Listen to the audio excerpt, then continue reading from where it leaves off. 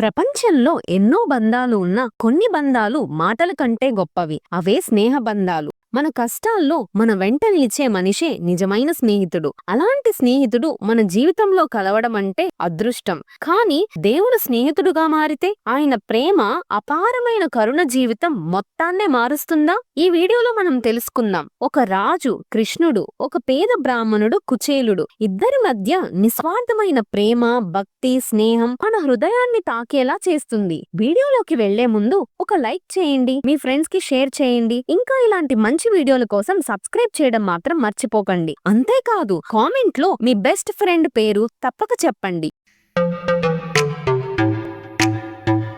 ఇప్పుడు కథలోకి ప్రవేశిద్దాం. కుచేలుడి అసలు పేరు సుధాముడు. మన కథ సాందీపని మహర్షి ఆశ్రమంలో మొదలవుతుంది. అక్కడ రెండు ఆత్మలు స్వచ్ఛమైన స్నేహబంధంతో కలిశాయి. ఒకరు రాజు కొడుకు శ్రీకృష్ణుడు, మరొకరు పేద బ్రాహ్మణుడు కుచేలుడు. వాళ్ల హోదాలు వేరైనా మనసులు మాత్రం ఒకటయ్యాయి. ఈ స్నేహానికి పునాది వేసింది స్వయంగా శ్రీకృష్ణుడే. నువ్వు నా స్నేహితుడుగా ఉంటావా అని అడిగి మరీ ఈ బంధాన్ని ప్రారంభించాడు. ఒకసారి సాందీపని మహర్షి వారిని యజ్ఞం కోసం కట్టెలు సేకరించమని అడవికి పంపారు. వారు అడవిలో ఉండగా భారీ తుఫాను వచ్చి రాత్రంతా అక్కడే చిక్కుకుపోయారు. ఆ చలిలో ఆకలితో అలమటిస్తున్నప్పుడు సుధాముడు తన వద్ద ఉన్న కొద్దిపాటి ఆహారాన్ని కృష్ణుడితో పంచుకున్నాడు. ఈ కష్టకాలంలో వారిద్దరి మధ్య ఏర్పడిన పరస్పర సహాయం, ప్రేమ వారి బంధాన్ని మరింత పటిష్టం చేసింది. గురుకులం తరువాత వాళ్ల జీవితాలు వేరయ్యాయి. కృష్ణుడు గొప్ప రాజుగా ద్వారకలో రాజ్యపాలన చేస్తుంటే కుచేలుడు మాత్రం పేదరికంలో ఉండిపోయాడు. అయినా అతని మనసులో మాత్రం కృష్ణుడిపై ప్రేమ, భక్తి ఏనాడూ తగ్గలేదు. పిల్లల ఆకలిని చూడలేక కుచేలుడి భార్య సుశీల తన భర్తను బ్రతిమాలింది. నీ స్నేహితుడు ఇప్పుడు రాజు, వెళ్లి సహాయం అడగండి అని ప్రాధేయపడింది. కుచేలుడికి అడగడానికి సిగ్గుపడ్డాడు.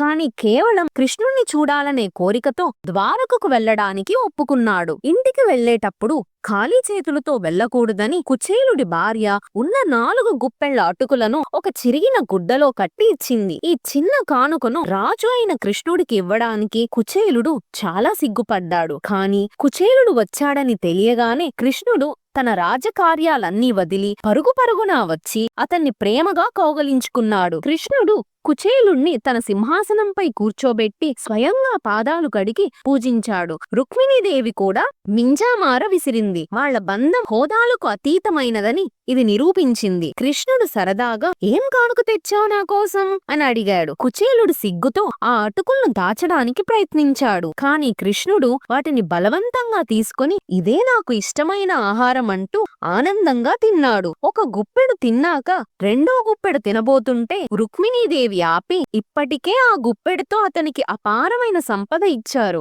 ఇంకొక గుప్పెడు తింటే నాకు కూడా ఏమి మిగలదు అని అంటుంది. కృష్ణుణ్ణి చూసిన ఆనందంతో కుచేలుడు తిరిగి బయలుదేరాడు. అతను ఏమీ అడగలేదు, కృష్ణుడు ఏమీ ఇవ్వలేదని కొంచెం బాధపడ్డాడు. కాని అతని హృదయం ఆనందంతో నిండిపోయింది. కాని తన గ్రామానికి చేరుకోగానే కుచేలుడు ఆశ్చర్యపోయాడు. తన చిన్న గుడిసె ఉన్న చోట ఒక గొప్ప రాజభవనం ఉంది. అతని భార్య, పిల్లలు అందమైన దుస్తులు, నగలతో అలంకరించుకొని ఉన్నారు. అడగకుండానే కృష్ణుడు తన ప్రియమైన స్నేహితుడికి అపారమైన సంపదను ఇచ్చాడు. కృష్ణ కుచేలుల కథ మనకు కొన్ని గొప్ప జీవిత పాఠాలు నేర్పిస్తుంది. నిజమైన స్నేహానికి కులం, హోదా, డబ్బు అడ్డు కాదు. కేవలం ప్రేమ, నమ్మకం మాత్రమే ముఖ్యం.